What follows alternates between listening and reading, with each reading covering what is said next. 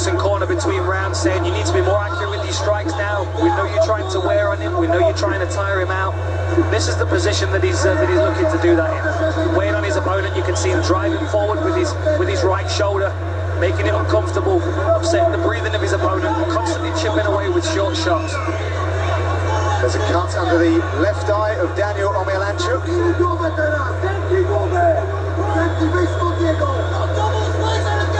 So battling, pummeling in for these wrestling exchanges against the fence.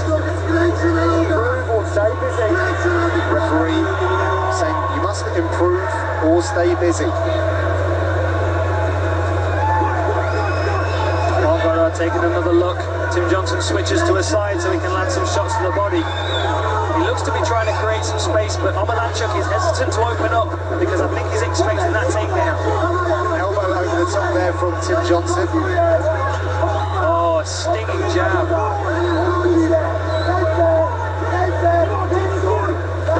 Oh, that's a huge left hand there from OMIELACZUK. You've got to think of the benefit for OMIELACZUK of working with guys like Jan Blachowicz, who is obviously a big man in his own right, but a much faster fighter than most heavyweights. Fast hands, he can move in and out quickly, so that's going to challenge Daniel OMIELACZUK on a daily basis to constantly be trying to pick up his speed, be a little bit quicker.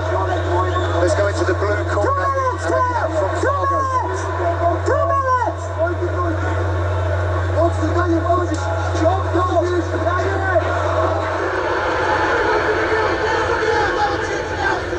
Well, there was a cry of 2 minutes there, and it really looked to ignite Tim Johnson.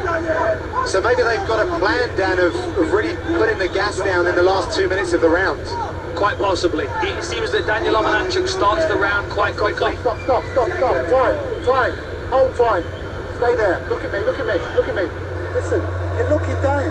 What can I see? You're looking down. Relax. Put your gum shield back in. Okay, listen. When you're looking down, I can't see from the floor up. Relax, please. Back to the position. When you're coming across his face, keep the fingers closed. You understand me? Let's go back to 50-50, gents. Okay? Time in. Let's go. Nice job there by Mark Goddard to reset the fighters in their position, so no advantage given away there. It seemed like Tim Johnson was suggesting that Daniel OMIELACZUK happened to accidentally pull his mouth guard out of his mouth as he brushed across his face. Well handled by Mark Goddard as always, and a touch of gloves. No hard feelings between both fighters, but that is not going to stop them trying to knock each other out, John. I don't think he needs a new mouth guard. You can, unless I literally force my fingers into my throat book sometimes to get my mouth guard out. Yeah, I have a crowbar in my training bag in case mine gets stuck in it. They should never come out in fights, unless they're those terrible boil and bite ones, which really we shouldn't be using anymore. Now this is much better work from Tim Johnson here. He secures a takedown, still got 45 seconds to work. If he doesn't get the finish from this position, he's at least going to wear on Daniel OMIELACZUK and take some of the sting out of his punches, and take some of the speed out of his feet for this third round. He's got a big, thick arm forearm across the face of OMIELACZUK. Did do now. He's cupping the back of the head and using his other hand to strike. See, and look at that. Because of those shots that he was taking, OMIELACZUK made the decision to start turning. He's doing a good job of getting back to his feet, but he's still not free of Tim Johnson here. He did a great job of getting back to his feet there, out of that position where he was taking a lot of damage. Last 10 seconds. I am afraid that Tim Johnson is still very much bearing his weight down on the Polish fighter.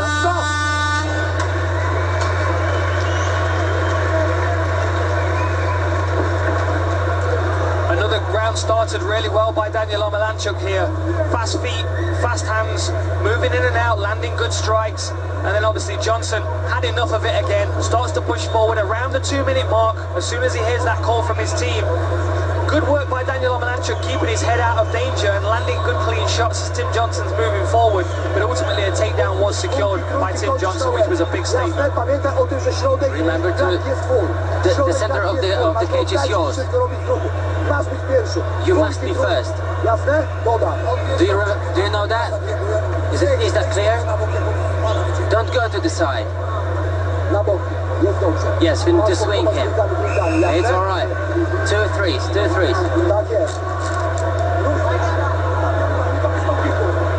Thank you, Carly. Round number another 3 just ahead. That is the third and final round. Tim Johnson. Stand back. Daniel OMIELACZUK in the heavyweight division. Nice sign of respect between these two warriors.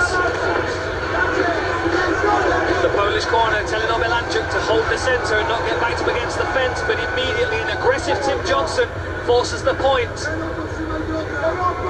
Look at the bend in the fence, John, from our commentary position here.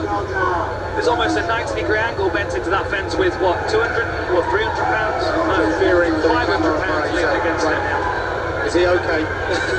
That's a lot of weight leaning into that fence. You can see the drive from Tim Johnson. You can see how he's posted both of his legs behind him, allowing him to drive into the fence like that.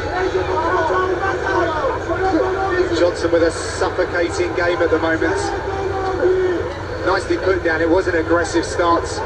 Made that distance up very quickly. But what is he looking for here, Dan? There's a lot of pummeling to establish himself. But what do you think he's foraging for?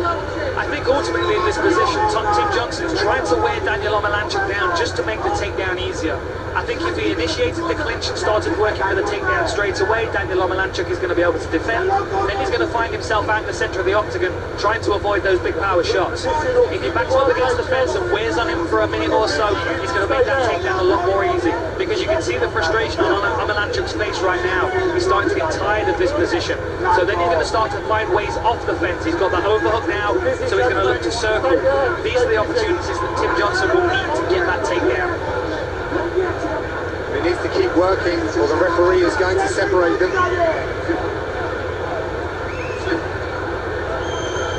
Real close quarter work here.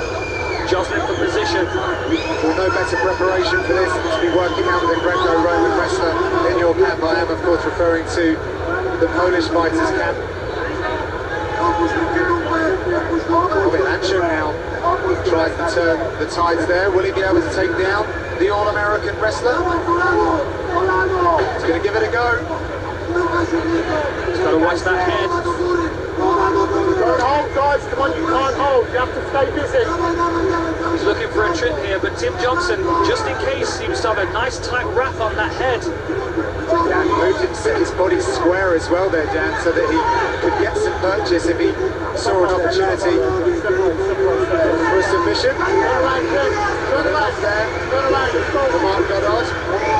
Half a round to go. Let's see if Daniel OMIELACZUK's speed is still there. One thing that concerns me about OMIELACZUK's game is how he pulls out straight.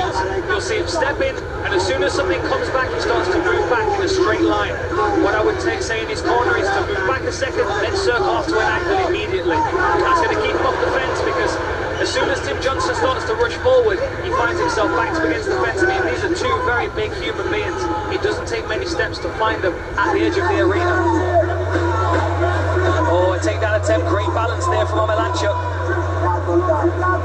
Johnson had this fight down on the canvas for just a moment. OMIELACZUK popped right back out. It was a nice couple of jabs.